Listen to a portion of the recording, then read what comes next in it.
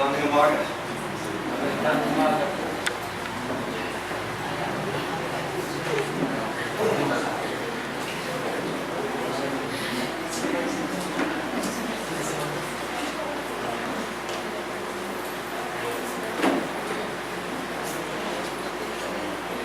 This morning I want to talk about the Sermon on the Mount and particularly the Beatitudes. And we want to look at Matthew chapter 5 through 7, in which is recorded perhaps the most famous sermon that has ever been preached, and is commonly referred to as the Sermon on the Mount. And probably it has affected more people's hearts and sparked more sermons than probably any other. Matthew chapter 5, verses 1 and 2, the setting for the sermon is given, in which he says he saw the multitudes that were following him, and he ascended a mountain. And many believe that this refers to a location in Galilee, on the shores of the Sea of Galilee, which is locally referred to as the Horns of Hattin. And it's on a slope that rises above Capernaum. And you can go today and you can sit and be where the Lord was. And if you ever have a chance to go to Israel, it is, to me, was an experience of a lifetime. It was absolutely wonderful. I loved being where the Bible happened. I loved standing where the prophet stood. I loved speaking where the prophet spoke, and where Jesus stood, and where believers began the wonderful church of God. And it is a faith-strengthening and mind-encouraging experience. If you ever have the opportunity, I would recommend it. These places are real. They really happened. This is not fairy dust. This is not mythology. This is history. This is reality. This is where we need to be, where Jesus is. And we need to make this part of us. It needs to live in us, because we're going to be judged by the things that Jesus taught.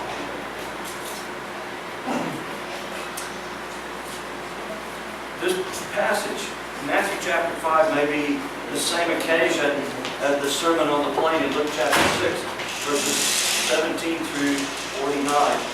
When his disciples came to him, he sat down on the mountain and he began to speak, as it was common in those days to speak while sitting rather than standing as we do today. And Jesus often did this.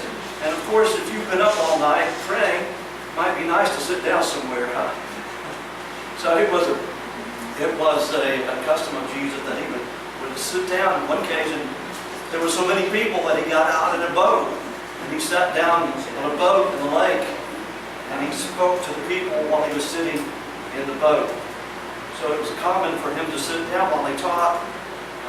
Sometimes he said, "The Son of Man hath not where to lay his head, that we might sleep on the side of the road." They might pitch camp somewhere and simply sleep outside.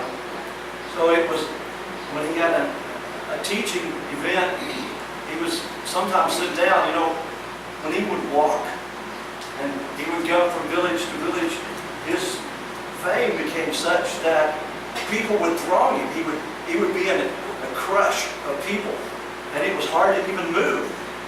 So that it was tiring, and I'm sure that Jesus was often fatigued, because one time when he was taking a ship and he was sailing from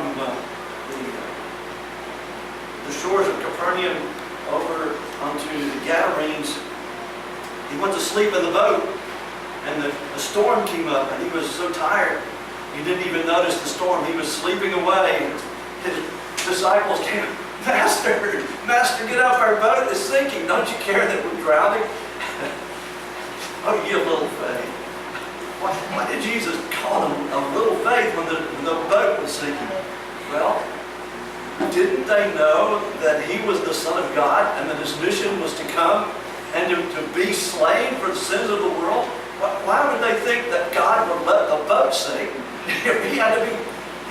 slain on the cross. That was his mission. The sea could not swallow the master of ocean and sea and air and sky. It couldn't take the Lamb of God before the appointed time. So he said, oh, ye of little faith. And then he rebuked the winds and the waves. And it was dead calm instantly. And they marveled that even the winds and the waves obeyed him. And this is who we serve. We serve him who is able to speak, and it is so. We serve him who is the one that created the heavens and the earth. And we need to keep that in mind, that even though our adversary may seem strong, even though darkness may encroach upon the land, he does not do so without his permission. He is able at a moment to stop every evil device, every evil thing. He can send his servants, and they can prevent anything that he wishes. Remember Shadrach, Meshach, and Abednego, 3 Hebrew men. They refused to bow down to the idol that Nebuchadnezzar had erected. And he told them, bow down or die. And they said, O king, know that our God is able to preserve us, but if not, know that we will not worship your image.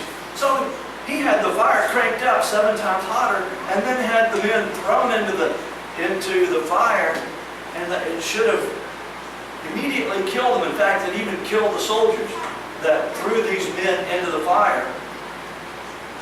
But the king looks in the fire, and he sees 4 men walking around inside the fire, in the fire that was so hot that it killed the men that threw them in.